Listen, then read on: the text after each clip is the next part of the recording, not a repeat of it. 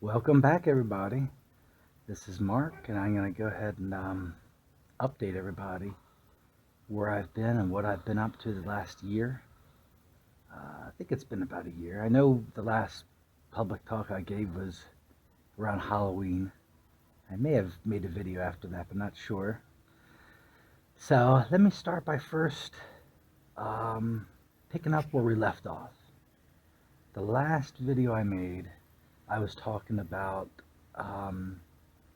going back to the beginning.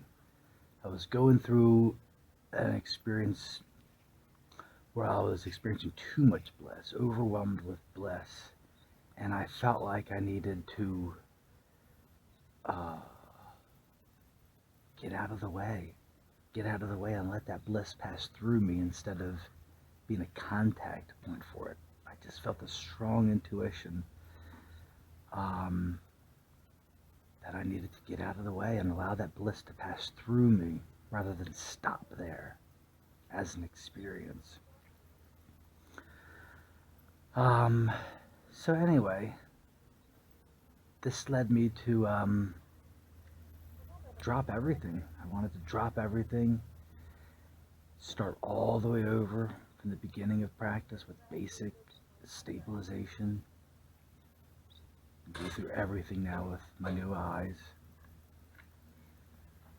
And let me first tell you the story about how I came to quit my job.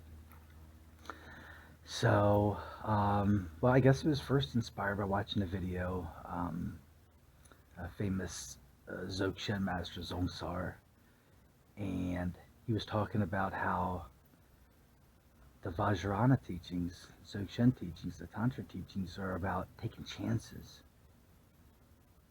And the reason it's about taking chances is because if you take a chance, either you're gonna, the gamble will pay off, good, or the gamble will fail, good. And the reason it's good is because you'll learn something. It'll push the needle, it'll move it, it'll expand, it'll still expand you. You'll discover something. By taking a gamble and failing, you will discover something. Something new will be born. Something will come out of it. You'll be tested in ways, let's say. So that was sitting in the back of my mind, and then I see a video where Warren Buffett's talking about cryptocurrency, and you should put money into it, and 5 years later, come back and look at it. So I have all these things swirling in my mind, and as I said before, that when I have experiences come into my life, whether it be Zogsar teaching me or a snippet of William Buffett on the TV, I trust it all as me. I see reality as what I look like. This is my expression. I am the aware space, and this is my expression. So when I see or experience anything, teachers, teachings, I trust that it's for me. It's what I need to hear. There's only me, and I trust that I need to hear that. So I don't do anything, but I think the point of action was when the stock market or the cryptocurrency finally took a big plunge. I don't know, let's say somewhere between November, December, January, and that's what kicked off the idea. I decided to sell the house, put the money into crypto, and just see what happens. So I did that, and shortly after I did that, the crypto market crashed hard. One of the biggest crashes in history. So, because of that, I had to learn how to take the money out of the crypto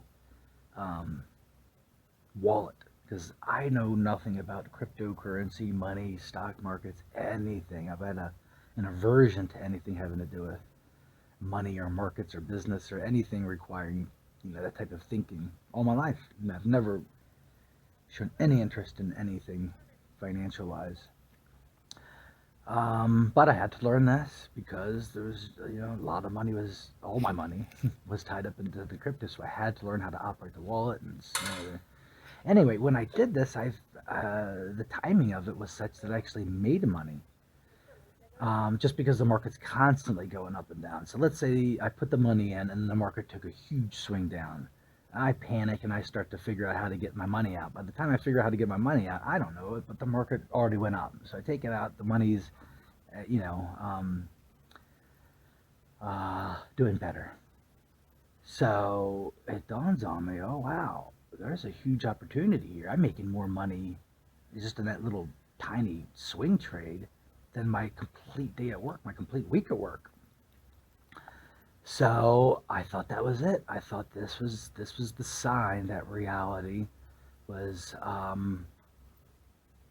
making it available so I could put my time more towards spirituality and teaching and sharing and guiding and doing the things that are truly, truly in my heart rather than working at the sleep lab, which is fine. The sleep lab was great. It enabled me to again focus on my spirituality, but it was still 12 hours that you're locked in, and the only thing you could really do is read and study.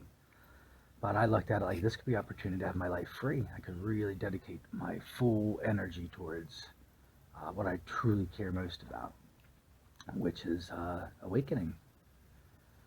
So I quit my job.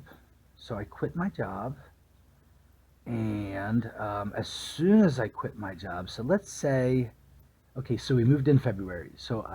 We sold our house in February, moved into this apartment in February. Um, and then in March, let's say, that's around when I was learning how to trade and take the money out of the stock market. I mean, out of the crypto market. And then by the time I learned that and started to trade and quit my job, that was through the decision was in March, and then April 1st, because you have to put in 2 weeks' notice. I didn't just quit. I've been working at this for a long time, so I put in my 2 weeks' notice. And By the time my 2 weeks' notice ended, my first day officially not working, that was April Fool's Day. And that is the day the market took a huge plunge, bigger than the plunge that initially decided me to take the money out. Big, big plunge. We're still in that big plunge, as a matter of fact. So, anyway, once again, this took me down to a journey of discovery. And the reason is because once you learn about trading, and I decided to make trading my profession. My thinking was, oh, I could just do this, spend a few, couple hours on it, and then focus all my time on, spirituality.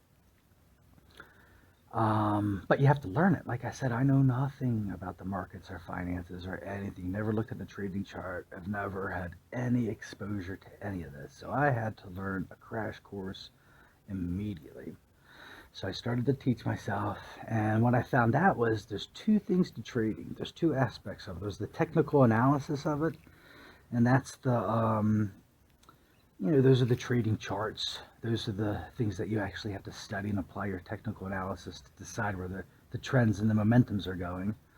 And then the second aspect of trading is the trading psychology. The trading psychology is probably even more valuable than the technical analysis. Um, but the trading psychology is hidden. That's the process for you, for your baseline, the conduit for the technical analysis, the application of the technical analysis. So, as I'm reading or listening to YouTube books on trading psychology, it is like Buddhism all over again. It's the same teachings. I am hearing the same wisdom over and over and over again, but spoken in a different language. So the language that trading psychology speaks to is basically psychology applied. It's basically everything I learned in psychology. My major in college was in psychology, but it was not really applied. It's general psychology. Um, Trading psychology, and I imagine sports psychology, any kind of psychology that's based on performance is going to be applied psychology. So this trading psychology is, like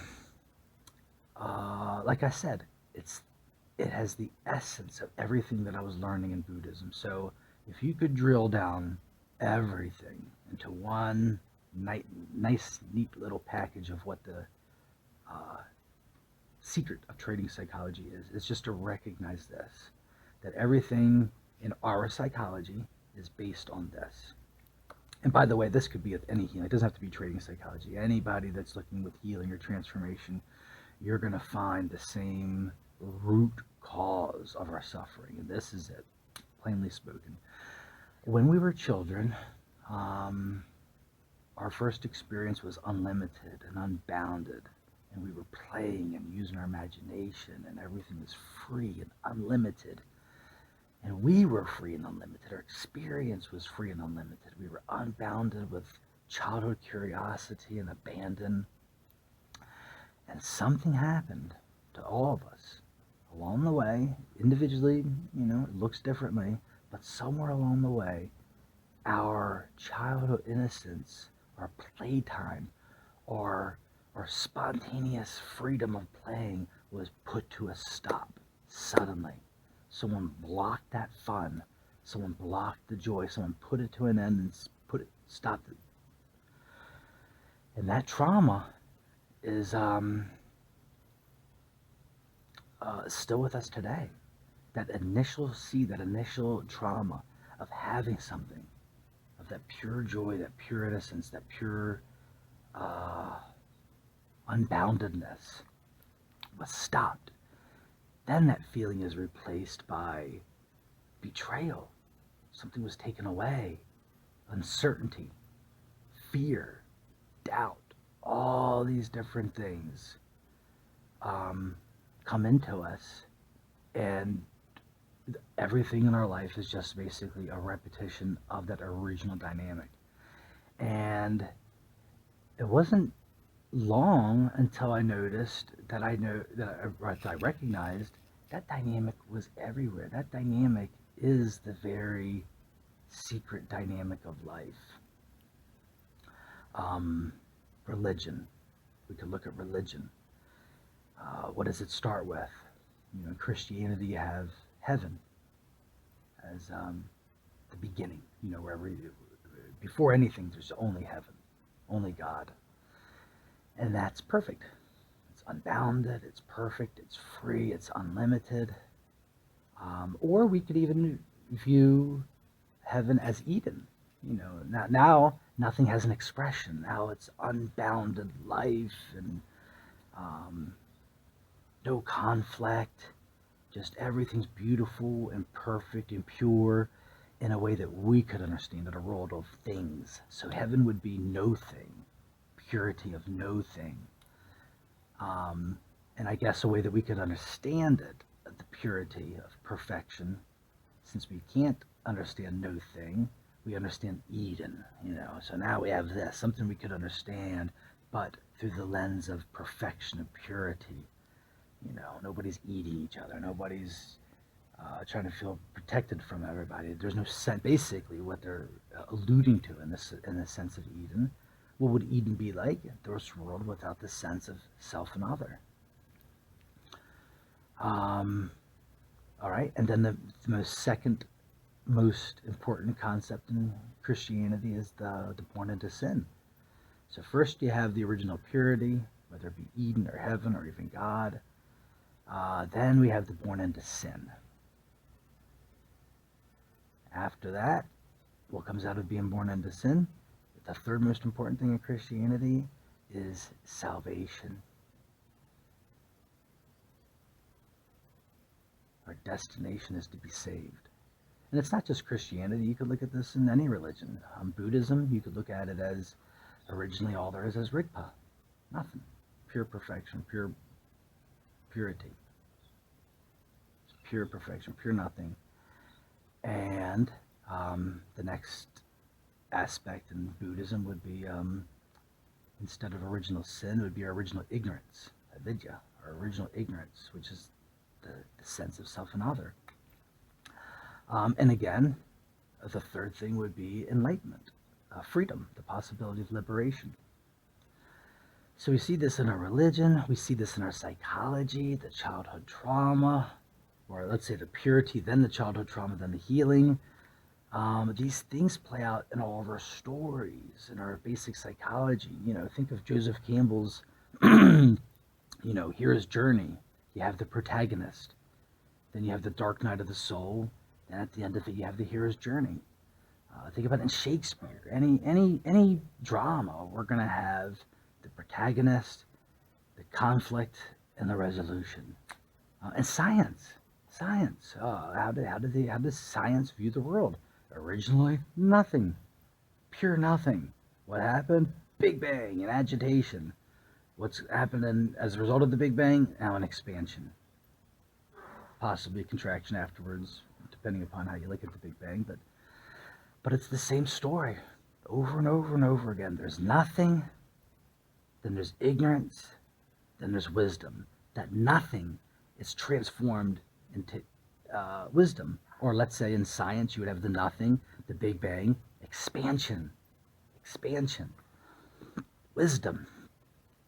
Nothing, confusion, wisdom. So basically, all this is a repetition of aware space. All there is aware space. And because aware space is all there is, there's no alternative but awareness to become aware of itself. There you go. There's the trauma right there. There's the trauma, and there's the healing by flattening back out, by recognizing our true nature. We're bent over, staring at ourselves. And if you really believe it, that's delusion. If you recognize you are just staring at yourself, you're not living in delusion. You're just a lucid dreamer. You're still dreaming. Appearances are still appearing, but you're not believing it. So there's ignorance, there's confusion, and there's wisdom. All and over again.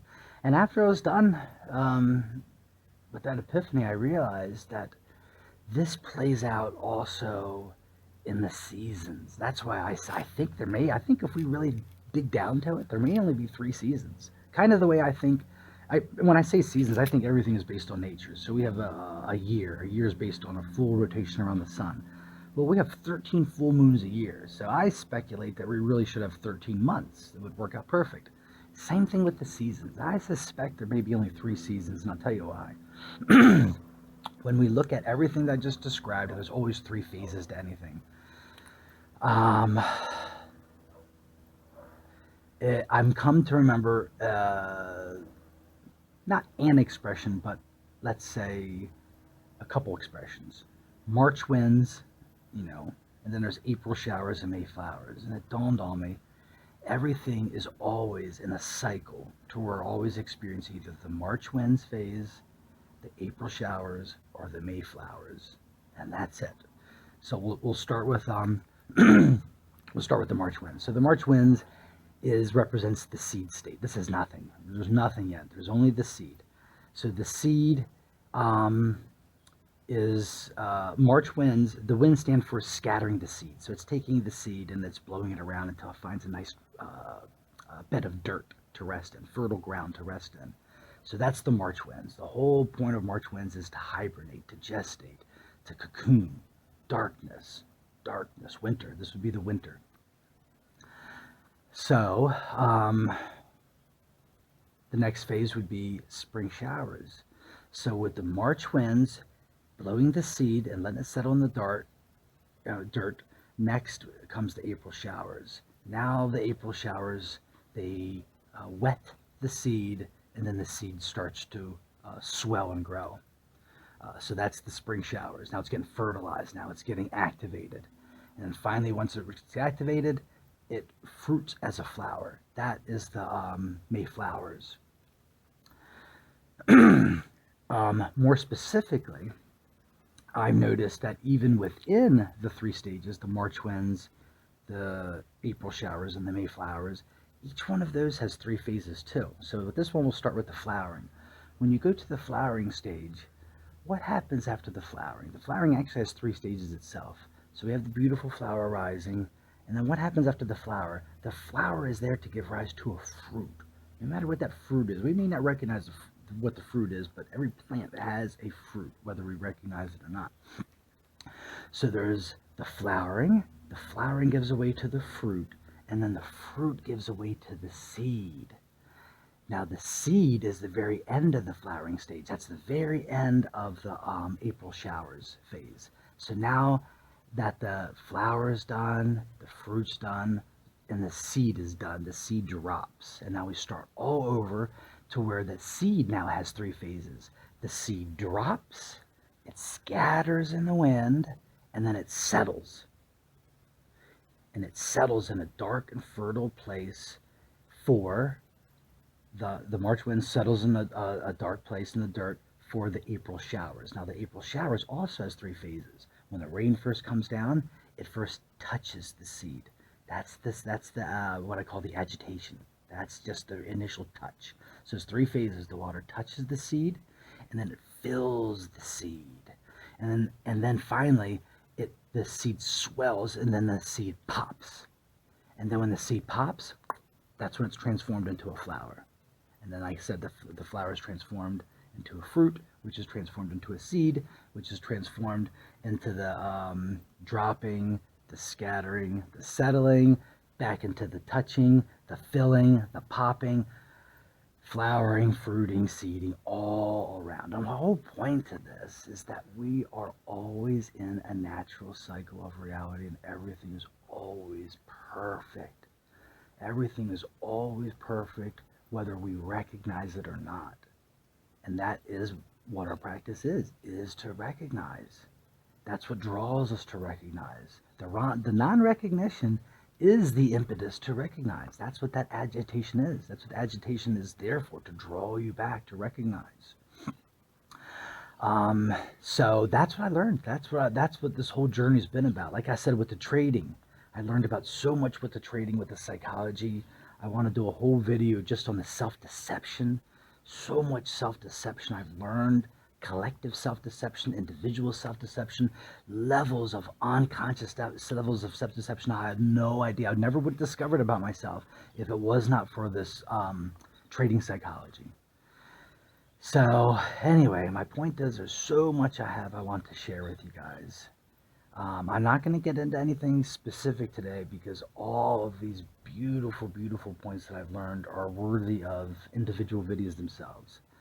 So what I'm going to be doing forthcoming is I'm going to be doing these videos with my glasses. I tried to do a video. I really want to ride my bike because this is a beautiful area. The beach is right down the street. There's all kinds of cool places to go on my bike, but the video didn't come out too shaky, so I'm not sure what I'm going to do, but I'm definitely going to take you guys to different places around here with the glasses to make it more enjoyable than looking at me.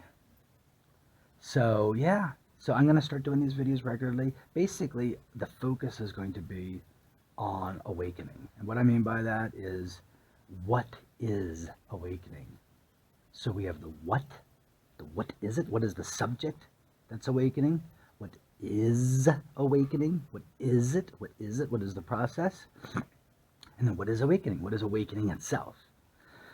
So that, and also I've done a lot of inner reflection, and I've discovered my motivation for this too, which has really galvanized our focus, made me better focus on what it is actually that I want to share. And after a lot of reflection, it dawned on me that, I truly, truly, truly want to share is all of those visions that I detailed in the book. These were actual experiences that, the only way I could think to express them is through these pictures, through visual aids of demonstrating that this is us, that the world is us. The world you're looking at right now, that's your lap. There's your knees, there's your legs. This is you. This is you. So every motivation I have is to describe that there is nothing else but you. 2, there's nothing else but imagination. And 3, that everything is perfect. So I think those cycles, the reason why I keep coming back to those cycles and everything is because that's my way of demonstrating that everything is perfect. It may not make sense. You may not, prefer summer over winter, but it does make sense. Everything's perfect. Nothing's ever wrong. And we just have to recognize it. We just have to overcome our own ignorance, our confusion. And that's going forward, that is going to be my only motivation.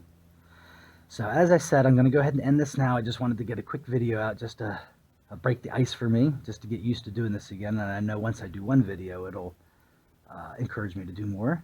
So I'm going to just break these videos down into small topics, make them 7, 10, 15 minutes, however long it takes me to talk about one thing, and we'll see what goes from there. So thank you, everybody, and join me next time. Bye-bye.